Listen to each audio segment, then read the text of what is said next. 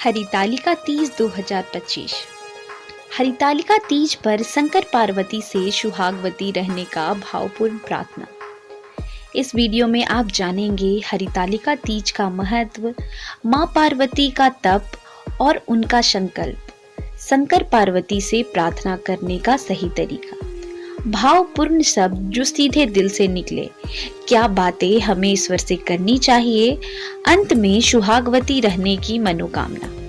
नमस्ते दोस्तों, स्वागत है आपका मेरे चैनल छोटी लेखिका पर। आज हम बात करेंगे हरितालिका तीज की उस पावन पर्व की जहां मां पार्वती जी ने कठोर तप करके भोलेनाथ को अपने पति के रूप में पाया। इस दिन महिलाएं पूरे भाव और श्रद्धा के साथ उपवास करती हैं और शंकर पार्वती जी से यही वरदान मांगती हैं कि उनका सुहाग अटूट और दीर्घायु रहे। दोस्तों, यह केवल व्रत नहीं, यह अपने मन, अपनी आत्मा और अपनी श्रद्धा को ईश्वर के चरणों में समर्पित करने का सबसे बड़ा अवसर है। आज की इस वीडियो में मैं आपको बताऊंगी कि हरितालिका तीज पर शंकर पार्वती जी से हमें कैसे, किन शब्दों में और किन भावों से प्रार्थना करनी चाहिए। दोस्तों, सबसे पहले जान लीजिए कि हरितालिका तीज क्यों खास है। कहते हैं कि इस दिन मां पार्वती ने कठोर तपस्या कर भोलेनाथ को अपने पति के रूप में प्राप्त किया।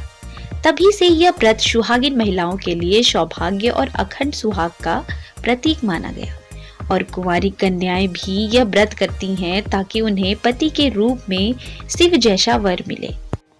यह पर्व केवल भूखे प्यासे रहकर करने का नाम नहीं, यह मन की गहराइयों से की गई भावपूर्ण प्रार्थना का दिन है। सोचिए जरा, एक नारी जिसने सब सुख सुविधाएं छोड़ दी, जंगल में रहकर कठोर तप किया, केवल एक संकल्प के लिए कि उसका जीवन साथी कोई और नहीं बल्कि महादेव ही हो। यही तप और यही आस्था हमें सिखाती है कि प्रेम, निष्ठा और समर्पण के बिना कोई रिश्ता पवित्र हो ही नहीं सकता। इसलिए जब हम हरितालिका तीज पर उपवास करते हैं तो हमें मां पार्वती की उसी निष्ठा को याद करते हुए अपनी प्रार्थना करनी चाहिए। दोस्तों, भगवान से प्रार्थना करने के लिए भारी भरकम मंत्रों की जरूरत नहीं होती। ईश्वर केवल हमारे भाव देखते हैं। इस दिन हम शांत मन से दीपक जलाकर दोनों हाथ जोड़कर उनसे बात करें, जैसे कोई बेटी अपने माता पिता से करती है। यही सबसे सच्ची पूजा है। भगवान को अपने दिल की सच्चाई सुनाइए, वही आपकी सबसे बड़ी प्रार्थना बन जाएगी। आप कुछ इस तरह बोल सकते हैं, हे भोलेनाथ, जैसे आपने मां पार्वती को स्वीकार किया, वैसे ही आप हमें भी आशीर्वाद दीजिए कि हमारा सुहाग सदैव सुरक्षित रहे। हे पार्वती माता, जैसे आपने तप कर अपने जीवन साथी को पाया, वैसे ही शक्ति हमें भी दीजिए कि हम अपने रिश्ते की सच्चाई और विश्वास से निभा सकें। हे महादेव, हमें यह वरदान दीजिए कि हमारे पति पत्नी का जीवन लंबा हो और हम हमेशा साथ रहें। दोस्तों, इस दिन हमें केवल अपने लिए नहीं, अपने परिवार, अपने बच्चों और अपने रिश्ते की मजबूती के लिए भी प्रार्थना करनी चाहिए।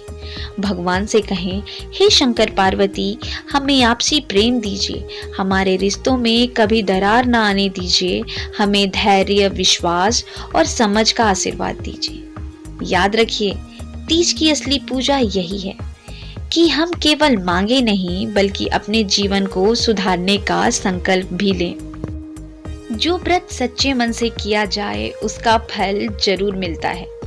दोस्तों, इस दिन जब आप व्रत करें और प्रार्थना करें तो यह भाव जरूर रखिए, हे शंकर पार्वती, जैसे आप दोनों एक दूसरे के पूरक हैं, वैसे ही हमारा वैवाहिक जीवन भी सुख, शांति और प्रेम से भरा रहे।